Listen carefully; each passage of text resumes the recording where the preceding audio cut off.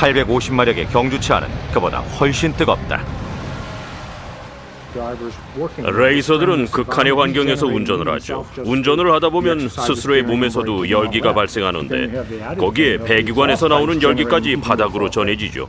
결국 운전석의 온도는 51도에서 60도가량 됩니다. 이런 극한의 환경에서 뇌는 열기를 식힐 방법이 필요하다. 우리의 체내에는 차와 비슷한 냉각 장치가 있다. 냉각 장치는 라디에이터가 있는데 기본적으로 물을 차갑게 식혀 엔진을 냉각시켜줍니다. 차 앞쪽을 통해 들어온 공기가 라디에이터 중심을 순환한 다음 주물 위쪽과 엔진 나머지 부분으로 흘러가면서 열기를 식혀주는 거죠.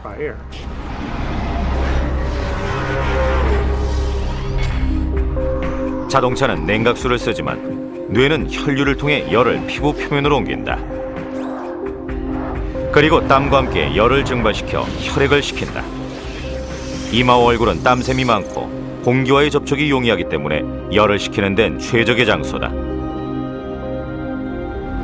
거기에 선수들은 통풍이 잘 되는 헬멧으로 냉각 효과를 극대화시킨다. 하지만 신체의 다른 부위는 열을 식히기가 쉽지 않다.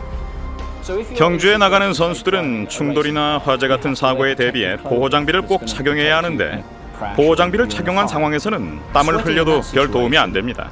땀이 바로 옷에 흡수돼 버리거든요. 결국 젖은 옷의 표면을 통해 증발하게 되는 거죠. 경주가 계속될수록 땀은 경기복에 흡수되면서 몸에서 증발하지 못한다. 200바퀴를 넘게 돌면서 운전석이 찜통이 돼가도 선수는 최고의 기량을 선보여야 한다. 자동차 경주는 0.01초로 승부가 나는 세계입니다.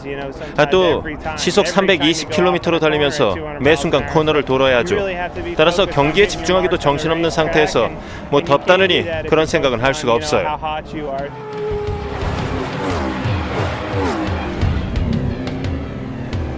이 같은 극한 상황에서 뇌가 어떻게 적정 체온을 유지하는지 아직 규명된 바는 없다. 하지만 뇌만의 특별한 냉각법이 있다는 가설은 있다.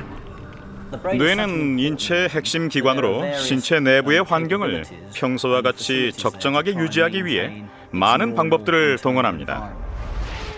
따라서 뇌만 따로 식히는 특별한 방식이 있을 거라는 주장이 있습니다.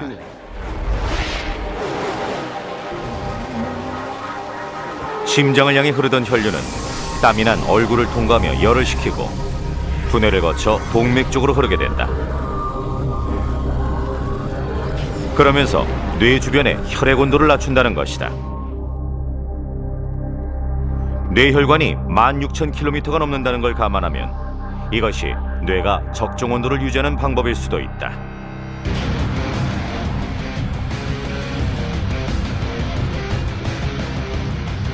다섯 시간 동안 965km를 달린 후 마침내 결승선을 넘었지만 선수들은 여전히 완벽한 집중력을 보인다.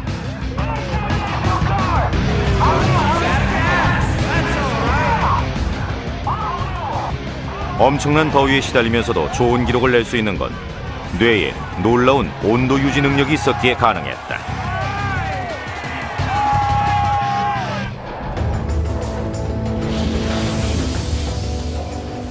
뇌는 휴식을 취할 때 가장 활발히 활동한다.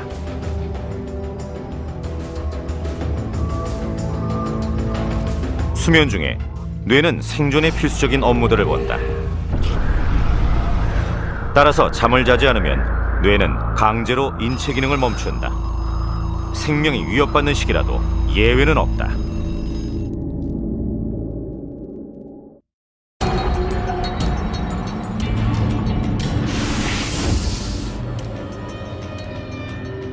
우리의 뇌 활동에는 아직 풀리지 않은 많은 비밀이 있지만 그중 가장 큰 수수께끼는 바로 수면 중에 발생한다.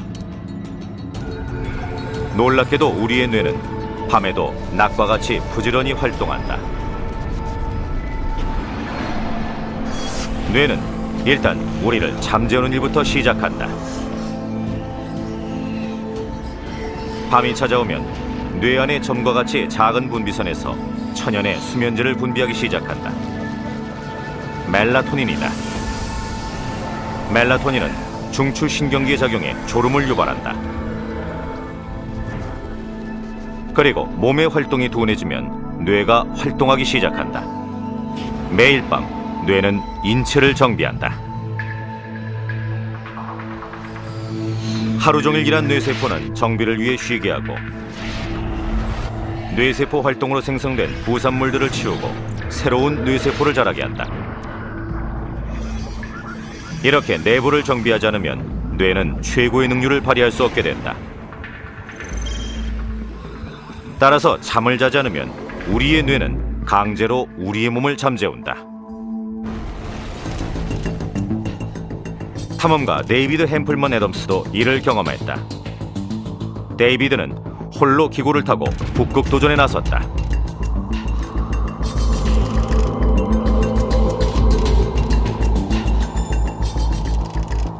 그는 2,400km의 여정을 토막잠을 자며 소화해내기로 계획했다. 하지만 심각한 피로로 계획이 틀어졌다. 처음 며칠은 몸 상태가 좋았어요. 아드레날린이 분비되고 흥분되면서 처음 며칠은 아무 문제가 없었죠. 꼬박 이틀 밤을 새우자 가장 먼저 사고 중추에 문제가 생겼다. 탐험 사흘째로 접어들었을 때 바보 같은 실수를 했습니다.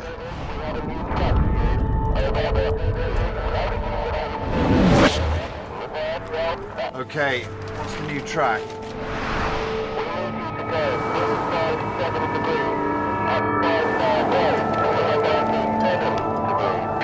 You're going too fast. Can you repeat that over?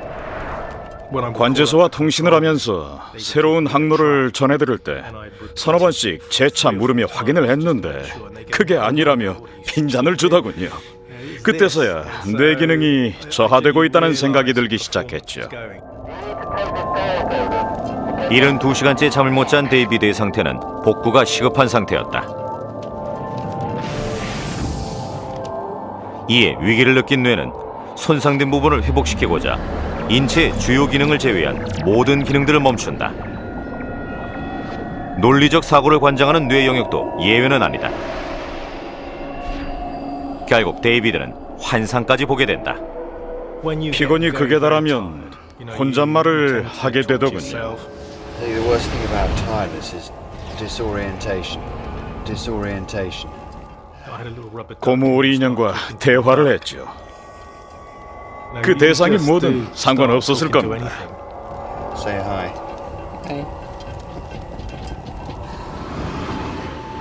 88시간이 지나도록 데이비드는 잠을 자지 않았다. 결국 뇌는 영구 손상을 막기 위해 억지로 데이비드를 잠재운다. 잠이 극도로 부족하게 되면 뇌는 무조건 인체 활동을 멈춥니다. 설사 생명이 위협받는 상황이라도 뇌가 잠이 필요하다고 판단되면 그냥 잠을 재웁니다. 기구의 고도가 떨어지기 시작한다. 비록 데이비드는 골아떨어졌지만 완전 무방비 상태는 아니었다. 수면 중에도 우리의 뇌는 경계 상태를 완전히 풀